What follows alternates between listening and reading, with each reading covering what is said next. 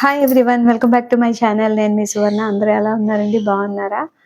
So నా channel first time కనుక మీరు చూస్తున్నట్లయితే సబ్స్క్రైబ్ చేసుకోవడం మర్చిపోకండి, సరేనా? సో ఈరోజు టాపిక్ వచ్చేసి మనది ఏంటంటే, సజెషన్స్ అనేవి మనం ఎవరికి పడితే వాళ్ళకి ఇవ్వకూడదండి. ఎందుకంటే ఫ్రీగా ఇచ్చిన వాటికి ఎప్పుడు కూడా విలువ అనేది ఉండదన్నమాట. సో సజెషన్స్ అడిగే వాళ్ళు రెండు రకాలండి. సుపీరియారిటీతో బాధపడేవారు, ఇన్ఫీరియారిటీతో బాధపడేవారు. సుపీరియారిటీ వాళ్ళని బాధపడడం అని ఎందుకన్నానంటే, అహంకారం అనేది కూడా ఒక జాడ్యమేనండి. అహంకారం ఎక్కువగా నేనే ఎక్కువ, నేనే ఇది అని ఎక్కువగా సుపీరియర్గా ఫీల్ అయిపోయేది కూడా ఒక విధమైన ఒక సైకలాజికల్ డిజార్డరే అది. నార్మల్గా ఉండడం అనేది అంటే ఎప్పుడు ఒకలాగా ఉండాలన్నమాట. సో ఈ సుపీరియారిటీతో ఉన్న వాళ్ళకి ఇచ్చామనుకోండి మనం సలహా, వాళ్ళు అది యూజ్ చేసుకుంటారు. కానీ వాళ్ళ వల్లే వాళ్ళు ముందుగానే అనేసుకున్నారు, మేము ముందుగానే ఇదంతా కూడా మాకు ఆల్రెడీ మైండ్లో ఉన్నదని చెప్పేసి మీ ఎదురుగానే మీరు సలహా ఇచ్చేసిన వెంటనే అలానే మాట అదే, నాకైతే ఆల్రెడీ ఇదైతే ఉన్నది అనేస్తారు చూడండి. వాళ్ళకి అంతవరకు ఉండదు, కానీ వాళ్ళల్లో ఒక విధమైన ఎవరి దగ్గరైనా తీసుకుంటే ఏంటి అని చెప్పేసి అహంకారంతో ఏమంటారు, నాకు ఆల్రెడీ మైండ్లో ఇది ఉన్నది, నేను ఇదే ఇంప్లిమెంట్ చేద్దాం అనుకున్నానని వెంటనే మీ ముఖం మీద చెప్పేస్తారనమాట. మీ సలహా తీసుకొని వాళ్ళు బాగుపడి కనీసం మిమ్మల్ని కన్సిడర్ కూడా చేయరనమాట. అవతల వ్యక్తులు ఏంటంటే తెలివితేటలు కూడా శూన్యమేనండి. వాళ్ళలో తెలివితేటలు అనేవి ఎక్కువ ఉండవు. కాకపోతే వెంటనే వాళ్ళ వైపు టర్న్ చేసేసుకునే కన్నింగ్ టాక్టిక్స్ అయితే ఉంటాయన్నమాట. నక్కజిత్తులు అంటాం కదా, అది. అందరు సుపీరియారిటీ ఉన్న వ్యక్తులు ఇలాంటి వాళ్ళు ఉంటారండి. తెలివితేటలు కలిగిన వాళ్ళు ఉంటారు. తెలివితేటలు లేని వాళ్ళే కదా సలహా కోసం వస్తారు, అంతేనా?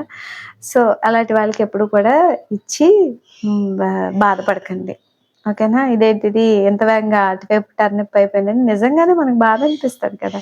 మనం అద్భుతమైన సలహా ఇచ్చినప్పుడు అది యూజ్ చేసుకుని ఇది మాదేని, మా మైండ్లో ఉన్నది అని దాచిపెట్టి కొట్టాలనిపిస్తుంది అనమాట, ఓకేనా? నెక్స్ట్ సెకండ్ వన్ ఏంటంటే ఇన్ఫీరియారిటీతో బాధపడే వాళ్ళండి.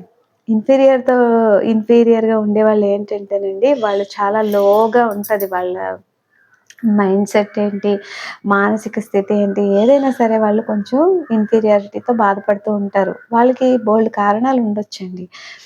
వాళ్ళున్న ఎన్విరాన్మెంట్ బట్టి వాళ్ళు అలాగా లోగా ఫీల్ అవుతారనమాట. వాళ్ళకి ఏదైనా వాళ్ళు అడిగినప్పుడు ఇవ్వండి సలహా. వాళ్ళకి కూడా అడపదడప మీరు సలహా ఇచ్చారనుకోండి, మీ సలహా పాటించరాళ్ళు.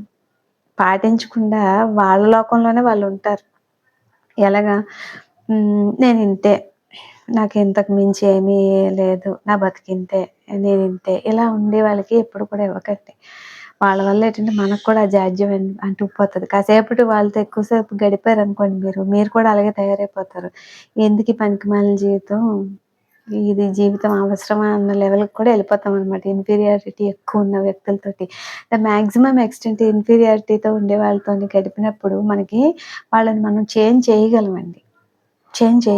లేదు, నీలో ఉన్న ఎబిలిటీస్ ఉంటాయి, నీలో కొన్ని ఉన్నాయి, నీ కెపాసిటీ ఇది అని చెప్పినప్పుడు మారే వాళ్ళు ఉంటే పర్వాలేదు. కొన్ని మొండితనంగా ఉంటారు చూడండి కొంతమంది, అన్నీ నాకే అవుతాయి, అన్నీ నాకే, నా లైఫ్ ఎంతకన్నా మారదు అని బాగా ముద్ర వేసుకొని ఉండిపోతారు చూడండి. వాళ్ళని మనం వదిలిపెట్టేయడమే మంచిదనమాట. వాళ్ళకి ఇచ్చాక సలహా మనం బుర్రపాడు చేసుకోవడం అనవసరం. ఇన్ కేస్ ఏమైనా అయ్యిందనుకో, పాటించడు ముందు. ఒకవేళ పాటించాడు అనుకోండి, అందులో ఏదైనా చిన్న ఫెయిల్ లాగా అనిపించింది అనుకోండి, ఇక నువ్వు సలహా ఇచ్చావు, నీ వల్ల ఎలాగైందని మనల్ని బ్లేమ్ చేస్తారనమాట. సో ఆ రెండిట్లకి ఇవ్వకూడదు. సుపీరియారిటీ వాళ్ళకి ఇవ్వకూడదు, ఇన్ఫీరియారిటీ వాళ్ళకి ఇవ్వకూడదు. ఇంకా థర్డ్ పర్సన్స్ ఉంటారండి, రెండు మిక్స్డ్ కంటెంట్ అనమాట. సక్సెస్ అయినప్పుడు సుపీరియర్గా ఫీల్ అయిపోతారు, ఇది నా ఇదేని అని చెప్పేసి. ఫెయిల్యూర్ అయిపోయింది అనుకోండి, కృంగిపోతారనమాట. వీళ్ళతో కూడా చాలా ప్రాబ్లం అండి. సో వాళ్ళు అడిగితేనే సలహా ఇవ్వండి, ఓకేనా? లేకపోతే ఇచ్చారనుకోండి, వాళ్ళు రెండు సైడ్లో మాట్లాడతారనమాట, అపరిచితుల్లా ప్రవర్తిస్తారనమాట. పెద్దగా అరుస్తూ ఉంటారు. వాళ్ళ తాలూకా మెంటాలిటీ లేదు అంటే ఇంకా అలాంటి రెండు రకాల మనుషులు అనమాట. సో ఇలాంటి వాళ్ళందరికీ కూడా మనం ఈ మూడు రకాల వ్యక్తులకు కూడా ఇవ్వకూడదండి. నార్మల్గా ప్రశాంతంగా ఏదైనా ప్రాబ్లం వచ్చినప్పుడే మనం స్పందించాలి, అంతేగాని 24 గంటలు కోల్పోయినట్లు ఉండకూడదు, 24 గంటలు డాంబికంగా ఉండకూడదు. అలా ఉంటే కనుక మనం అలాంటి వాళ్ళకి ఇచ్చుకోండి. అది భర్త ఈగోయిస్టిక్ భర్త ఉన్నారనుకోండి ఒక వైఫ్కి, ఆవిడ సలహా ఇచ్చినా అతను తీసుకుంటాడు కానీ ఆవిడికి చెప్పడు, నీ సలహా వల్లే నేను ఇంత అయ్యాను అని చెప్పడు.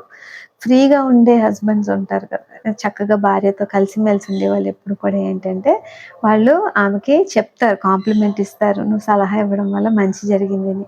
ఎప్పుడైనా గమనించండి, ఇద్దరు భార్యాభర్తలు చక్కగా ఉన్న దానిలో డిస్టర్బెన్సెస్ వచ్చిన వెంటనే అవి మళ్ళీ చక్కగా అయిపోద్ది. ఫ్యామిలీ ఒకళ్ళనొకళ్ళు అర్థం చేసుకుంటారు కాబట్టి. అదే ఒకళ్ళొకళ్ళు అంటే ఈగోలతో ఉండే ఫ్యామిలీస్లో నువ్వేంటంటే నేనెంత అన్నట్టుగా, అంటే ఒకరితో ఒకరు ర్యాపో లేని హస్బెండ్ అండ్ వైఫ్లు ఈ మధ్య చాలా ఎక్కువైపోతున్నారండి. ఒకళ్ళ విషయాలు ఒకళ్ళకి తెలియట్లేదు, ఒకళ్ళు ఎవరైనా ఏదైనా చెబితే మాకు తెలియదు అంటున్నారు. అలాంటిగా ఉండకండి. ఎందువల్లంటే ఫ్యామిలీ లైఫ్ అనేది చాలా డిస్టర్బ్ అవుతుంది. సో సలహాలు అనేవి ఒకళ్ళంటే ఒకళ్ళు గిట్టకుండా, ఇష్టం లేకుండా సలహాలు పాటించం ఇలాగనుకోకుండా అందరూ కలిసిమెలిసి ఒక పద్ధతి అనేది చూసుకొని చక్కగా ఏది మంచి అయితే అది చేసుకున్నప్పుడు అది చక్కగా ఫ్రూట్ఫుల్గా విజయవంతం అవుతుందండి. ఒక మంచి సలహా అనేది ఉపయోగపడుతుంది అనమాట. సో సజెషన్స్ అనేవి ఫ్రెండ్స్ ఎవరికి పడితే వాళ్ళకి ఇచ్చేయకండి, ఓకేనా? నచ్చినట్లయితే like, share, subscribe my channel. నమస్తే.